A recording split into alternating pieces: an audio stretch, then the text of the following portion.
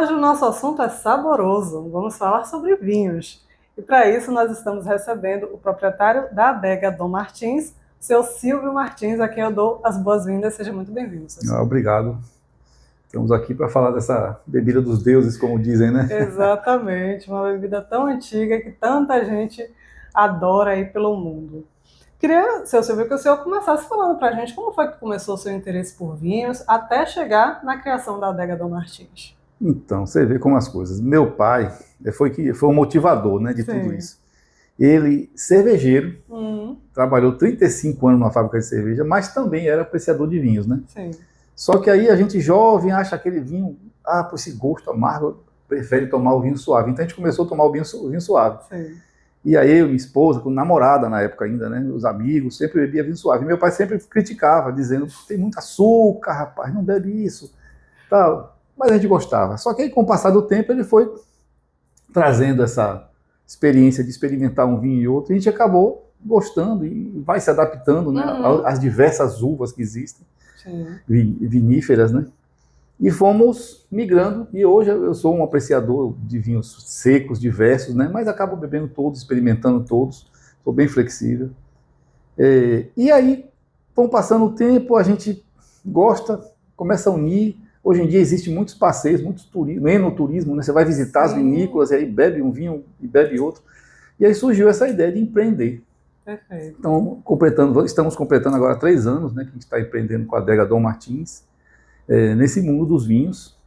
E aí, buscando conhecimento e também levando conhecimento, que essa é a nossa missão, né? Também levar um pouco do conhecimento desse mundo dos vinhos para as pessoas. Com Essa certeza. que é a ideia. Com certeza. Porque eu acho até importante isso, porque muita gente gosta de tomar vinho, mas só conhece 2 tipos de vinho, tinto e branco. Mas existem tantos outros, Pois né, é, Silvio? com Fala pra gente, certeza. explica um pouco pra gente. O mundo dos vinhos é bem diversificado, e cada vez que vai passando o tempo, os enólogos, as grandes vinícolas vão criando novas bebidas com base no vinho, né? Sim. Mas assim, o básico realmente, o vinho tinto, existe o vinho tinto, branco, rosé, dentro do mundo dos vinhos são esses, mas tem os espumantes, que são tão apreciados, eu mesmo adoro um bom espumante. São os famosos champanhes, né? Só que a gente não pode usar a marca champanhe, só quem os que são produzidos lá na cidade de Champagne, na França, existe esse protocolo. Exatamente. Mas existem espumantes, diversos tipos, diversas formulações. Os vinhos tintos de diversas uvas, são incontáveis os tipos de uvas que se pode produzir um bom vinho. E aí até uma característica que nós temos é essa, sempre que a gente vai descobrindo uma nova uva, poxa, eu não conhecia essa, eu procuro trazer um vinho dessa uva para a gente experimentar e degustar. Então tudo isso que vai tornando esse fantástico mundo, esse extraordinário mundo dos vinhos, né? Sim. Que é de você ir descobrindo cada dia uma uva nova, um tipo de vinho novo. Poxa, esse branco é mais tranquilo do que aquele outro que eu bebi, daquela uva que eu bebi. E aí esse rosé tão gostoso, tal. Então as pessoas vão sabendo qual é que gosta mais, qual é que gosta menos. Né? Os tintos, que tem aquele lance do tanino, que as pessoas costumam falar bastante, que dá aquela distingência, né? Como se você mordesse uma banana verde, que a boca trava toda. Alguns vinhos têm mais, outros têm menos. Verdade. Alguns tipos de uva, e a gente vai conhecendo. E aí o que eu gosto de dizer sempre é, você nunca para de adquirir novos conhecimentos no mundo dos vinhos. É fantástico. Então, assim, tem uma diversidade de tipos de uvas, bebidas. Existe o cooler, que é um preparado com vinho branco, com suco de frutas, que é refrescante. Para o nosso verão aqui é fantástico. É maravilhoso. Os frisantes já são tipo um espumante, porém, ele é uma bebida que é adicionado ao gás carbônico. Enquanto que no espumante, o gás carbônico é produzido durante a própria fermentação, naturalmente. Então, tudo isso a gente vai aprendendo, e eu gosto de ir passando, para que as pessoas saibam que estão bebendo cada bebida. As pessoas brincam comigo porque, rapaz, eu nunca me vi tomar um vinho sem antes colocar o nariz na taça para sentir o aroma. E aí minha esposa sempre comenta, puxa, você sempre tem que cheirar não, sentir o aroma do vinho. É uma maravilha, né? Sempre sentindo os aromas, os sabores, é muito gostoso. Com certeza. E o que dá o diferencial em cada tipo é justamente a uva, né? Exatamente. Os diferentes tipos de uva é que produzem os diferentes tipos de vinho. Exatamente. E também o processo de maturação. Porque quando o enólogo vai elaborar um vinho, ele sempre pensa, pô, esse vinho com esse tipo de uva com a característica dessa uva, eu vou fazer um vinho jovem, como eles gostam de chamar. Que é um vinho que ele é fermentado, está pronto, engarrafou e vai para o mercado. Então eles chamam de vinho jovem, ele não passa por amadurecimento ou maturação, como alguns dizem. Já outros vinhos, eles avaliam que, pô, esse vinho aqui vale a pena nós passarmos para a maturação. Então eles colocam em barris de carvalho, que aí pode ser carvalho francês ou americano, normalmente são os mais usados, e passa um período de maturação nesses barris, que é aí que vem que a gente chama de vinho reserva. Ele ficou reservado ali naquele barril durante 6 meses a 9 meses, então vinho reserva. Aí passa mais tempo, 12 meses acima, a gente já chama de gran reserva. Isso são normas brasileiras, né? Porque outros países mudam um pouco a nomenclatura. Mas basicamente é isso. Então esse amadurecimento em barril de carvalho vai dando novos aromas, porque aí, às vezes você sente um aroma no vinho, tá meio amadeirado, tem um cheiro de couro, tem um cheiro de café, às vezes tem a ver com a madeira, né? Às vezes tem com o tipo de uva. Então tudo isso vai dando as características de cada vinho. Né? Maravilha! Muito interessante. Sem contar, me permita, que existe também os famosos blends. Sim. Que muitos enólogos gostam, porque às vezes pegam uma uva que é mais ácida, outra que tem mais tanino, aquela que tem mais corpo, que é mais, sei lá, mais amarguinha, outra mais adocicada, eles vão formando um blend com percentual de cada uva, e aí faz aquele vinho que ao olhar dele ficou perfeito. E aí eles deixam lá amadurecendo. Muitas vezes são vinhos espetaculares mesmo, que a gente chama de vinho premium, né? Que são vinhos que além de ter uma quantidade pequena, que às vezes pelo tipo de uva, pela produção, também são vinhos que ficaram muito bons, né? Muito bem avaliados, premiados. E aí a gente chama de vinhos premium, né? Porque realmente são bebidas que você bebe e você, caramba, que bebida gostosa, né? Que vinho maravilhoso, né? Dá para notar a diferença, né? Com certeza.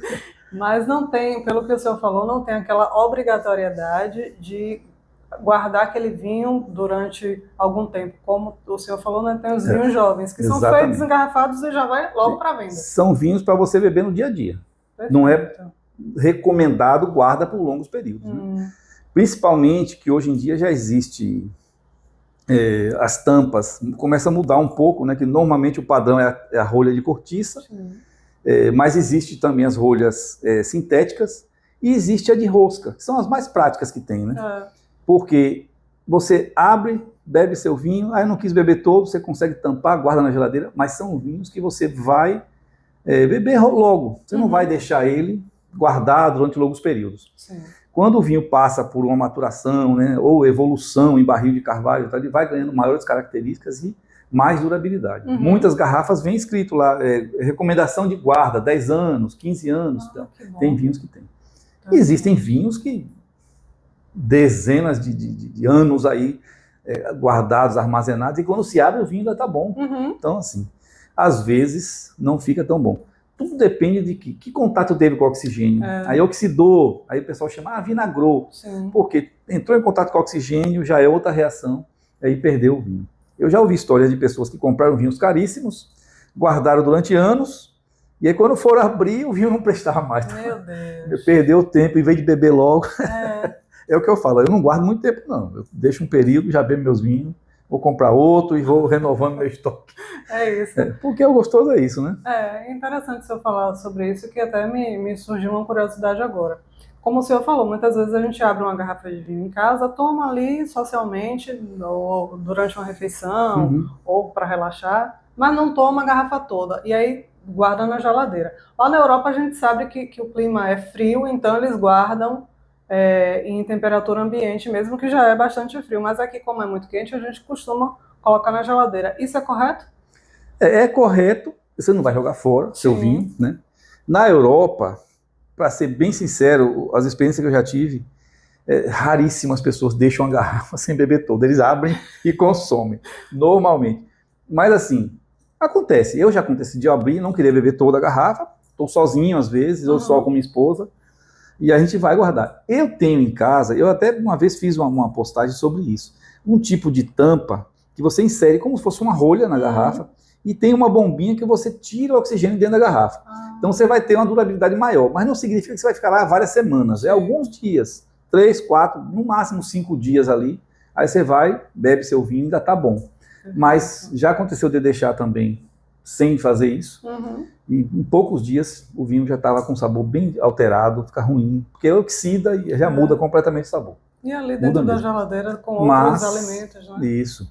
Mas você tampando direitinho, com a tampa desse tipo, e quando é a rosca, que é aquelas tampinhas de alumínio rosqueável, é melhor nesse aspecto, porque você consegue tampar bem, veda bem, sei lá, 2, 3 dias, vai lá, toma seu vinho, sem problema nenhum. Normalmente a característica está mantida. Agora, vinhos com rolha, que às vezes está muito antigo já, você abre, a rolha pode estar já meio ressecada, danificou, é difícil. O ideal é você abrir, bebe seu vinho todo, senão você vai acabar perdendo. É um prejuízo maior, né? Com certeza. Eu, particularmente, seu Silvio, eu gosto de tomar o vinho gelado. É correto tomar gelado? É correto, sim. O grande lance é, cada tipo de vinho, você vai ter uma temperatura mais adequada. Essa semana, por exemplo, a gente fez lá em casa um prato lá, e aí quando fomos comer, fui servir, aí minha esposa falou assim, nós vamos comer isso aqui sem tomar um bom vinho. Eu falei, caramba, eu nem me lembrei, não coloquei nenhum vinho para gelar. Então ele ficou curtíssimo tempo na geladeira, coloquei no congelador, mas não ficou tão gelado como normalmente a gente bebe. Sim. Um vinho tinto, seco, o recomendado é você beber ele 16 graus a 18, depende ali do vinho, mas a recomendação sempre vem na garrafa. Quando você deixa ele gelar muito, muda as características. Sim. Eu costumo perceber, e talvez os sommeliers, os enólogos possam até falar com mais clareza, mas eu consigo perceber um aroma muito alcoólico quando ele fica muito gelado. Muda, eu falei, caramba, o cheirinho que a gente sentia, né, aquele aroma gostoso, já está diferente. Por isso que às vezes eu não gosto de deixar gelar muito. Sim. Mas aí você parte para um rosé ou um branco, é gostoso mais gelado. Você deixar ele 10 graus, por exemplo, de temperatura, 8, 10 graus. Você vai para um espumante, pega um espumante brut, ou mesmo que seja um moscatel, que o brut seria o seco, né? Sim. Que é menos teor de açúcar, e o moscatel já é mais docinho.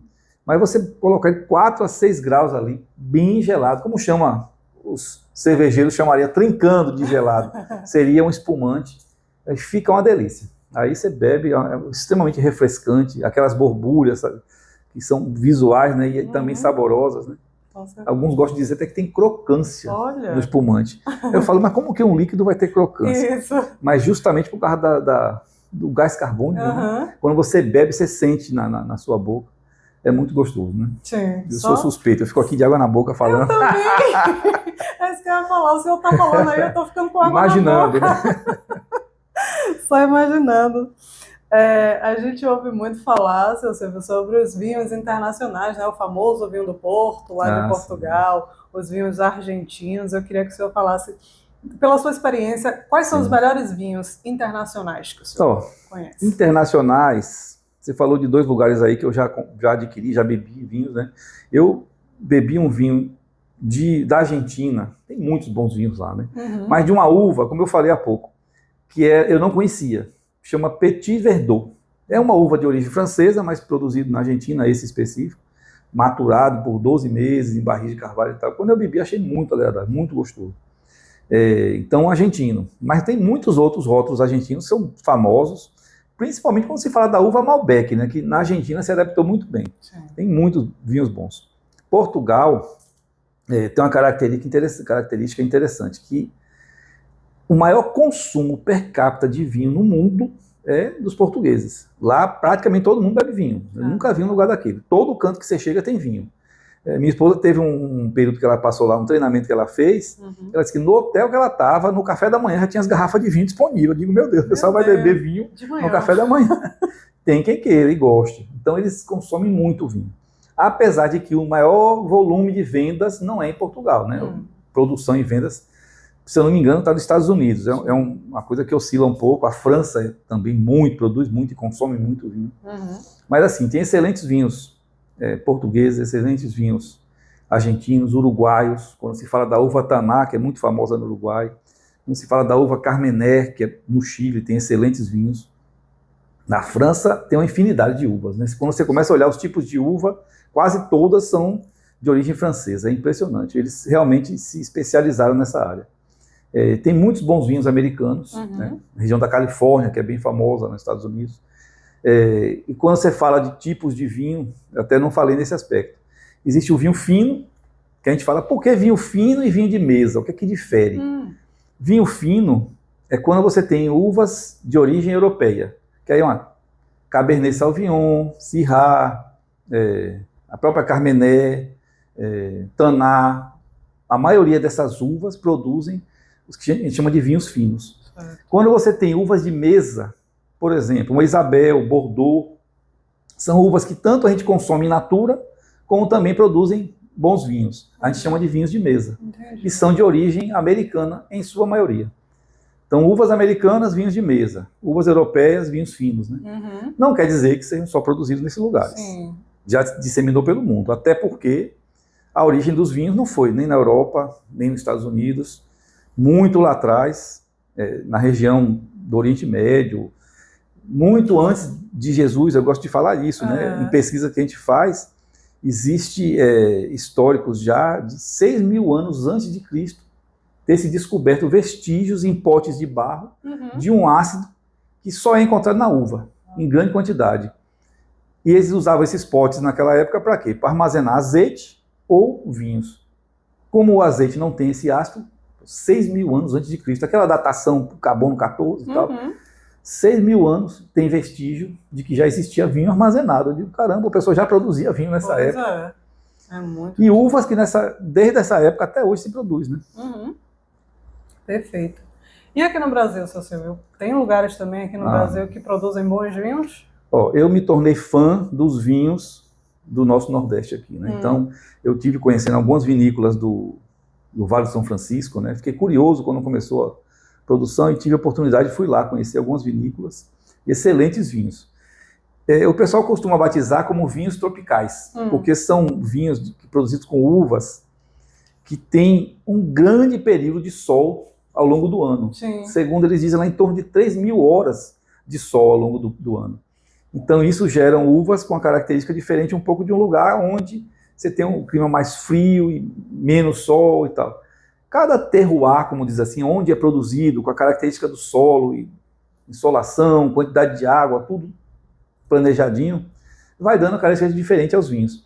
E esses vinhos daqui do Nordeste eu acho maravilhoso, né? E nossa região, a Bahia como um todo, tem despontado no mercado internacional, com cidades como Mucugê, Morro do Chapéu, começa também a surgir em vinícolas.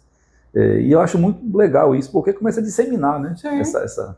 Eu sempre falo do enoturismo. Você conhecer uma vinícola não tem coisa melhor, mais gostoso, né? Você vai fazer um passeio e vai degustar bons vinhos. É uma maravilha, né? Com certeza. Então, assim, no Nordeste aqui são excelentes os vinhos. Temos em São Paulo algumas regiões, eu conheci a região de São Roque.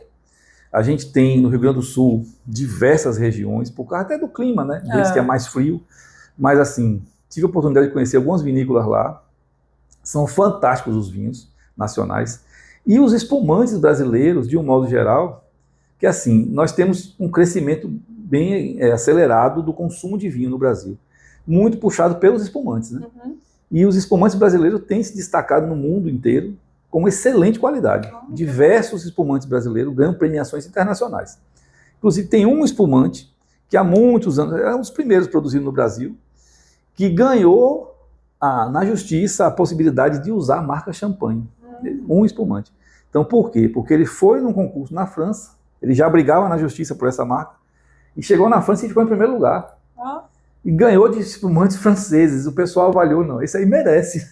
Esse aí pode ser chamado de champanhe, porque é de excelente qualidade. Imagina. Então, esse único espumante é permitido usar a marca Champagne. Então, assim, temos bebidas excelentes em todas as regiões. Minas Gerais já desponta também. Então, bastante lugares produzindo. Então, isso enriquece, né? E aquilo que eu falei há pouco. A gente vai cada dia descobrindo novos vinhos, novas uvas, novas bebidas e experimentando sempre. A gente nunca para de conhecer coisas novas com os vinhos, né? Sem dúvida. Agora, Cecília, eu queria que o senhor falasse para a gente sobre um evento que está chegando aí, dia 5, o Extraordinário Mundo dos Vinhos. Como Exatamente. É que vai ser? A gente vem planejando já há algum tempo, desde que a gente iniciou esse empreendimento com a adega, eu já organizei alguns eventos em casa, com um grupo pequeno de amigos, né, 20 pessoas, 10 pessoas, onde a gente fazia degustação, petiscava algumas coisas, harmonizando e tal, e sempre com grupos assim, de pessoas mais conhecidas. E decidimos dar um passo a mais, né, até para como missão mesmo de expandir um pouco o conhecimento dos vinhos e abrir mais as portas para que outras pessoas conheçam também a adega, né? E aí decidimos fazer esse evento, o Extraordinário Mundo dos Vinhos, que a ideia é o quê? É um estilo feira, como a gente gosta de chamar, ou festival de vinhos. Vamos ter as bancas de diversas vinícolas. Cada uma dessas bancas a gente vai ter vinhos para as pessoas degustarem. Como você chega numa feira, alguém te oferece uma fruta, te oferece alguma coisa para você experimentar, lá nós vamos ter os vinhos espumantes. Então é como você falou, vai ter o vinho tinto, vai ter o rosé, vai ter o branco, vai ter espumante. Em cada banca vai ter algumas garrafas abertas para que as pessoas possam conhecer, né? Ao chegar no evento, a pessoa recebe sua taça de vidro, com a personalização do evento, higienizada, já prontinha para ela usar, degustando os vinhos na taça dela, né? E aí vamos ter música ao vivo, que é uma coisa que eu acho muito agradável também. Você está tomando um bom vinho, conversando com boas pessoas, ouvindo uma boa música, sempre tudo de bom, né? Diversos petiscos para harmonizar também com os vinhos. Então a gente está preparando tudo com muito carinho, organizando um cardápio lá com o apoio de minha esposa, Dona Vilma, que sempre teve muita experiência nisso, né? Anos e anos de buffet, fazendo eventos. Então ela já está organizando isso. E vamos ter um sommelier internacional, que é um chileno, uma pessoa muito experiente, que vai trazer também dicas para a gente de harmonização, de tipos de vinho. Ele sempre fala de uma forma muito didática, então eu gosto de falar sempre isso. É uma pessoa que, assim, eu vou dizer que é divertido, porque ele traz, ele brinca, ele explica, e a gente sempre está ali entendendo tudo e aprendendo cada vez mais. Então, assim, é um momento que promete ser muito agradável, muito legal e diferente no município. Reconheço que a gente está fazendo algo diferente, porque um evento de vinhos, normalmente você tem em outras cidades. Eu já saí daqui para ir para Salvador, para ir para Petrolina, para ir para São Paulo, participar de eventos de vinhos. Rio Grande do Sul. Mas agora nós vamos ter na nossa cidade. Então, até aquela pessoa que, poxa, se não mora muito longe, você pode degustar uns vinhozinhos ali para casa dirigindo, não é recomendado, mas assim, você não vai correr risco. Se você mora em outra cidade, é mais complicado. Se eu sair daqui para Salvador para beber vinho e voltar dirigindo, eu mesmo nunca fiz. Eu sempre via com meu filho, minha esposa, aí quem ia beber não dirigia, e quem ia dirigir não bebia. Sempre a gente faz assim. Então, assim, essa é a ideia. Tá aqui na cidade, oportuniza para as pessoas de mais diversos campos que quiserem experimentar, conhecer um pouco mais de vinho, ouvir um especialista falando, né? E ouvir uma boa música e curtir um momento de tranquilidade, felicidade, de sorrisos. Sempre atrás de um bom vinho tem bons sorrisos, né? Boas histórias. Com certeza. E é o que a gente espera nesse evento. E aí convido a todos, né, que quiserem participar. A gente colocou os ingressos à venda na plataforma Simpla. Caso alguém tenha dificuldade, a gente também tem alguns ingressos, não são muitos, mas temos alguns ingressos em físico, cópia física, que é o recomendado aí para a plataforma, facilita, de casa mesmo, você compra, do seu celular você compra, isso aí é bem fácil. Ao chegar, a pessoa vai receber sua pulseirinha e sua taça, e aí participa lá do nosso evento, contribuindo, né, colaborando aí com a adega Dom Martins, né? É isso. E o Extraordinário Mundo dos Vinhos. Exatamente. Fala só pra gente, seu Silvio, onde é que vai ser o evento e o horário? Vai ser lá no restaurante Cabrito na Brasa, que é uma parceria que tem com a gente, e vai ser a partir das 18 até as 22. Então a pessoa chegando nesse intervalo vai estar podendo degustar, petiscar, curtir uma boa música e aprender um pouco mais dessa bebida maravilhosa, né, que são os vinhos. Com certeza. Adorei o papo, seu Silvio. Muito obrigada. Bom. Eu que agradeço. Muito bom falar sobre isso aqui. E sempre que precisar, estamos à disposição.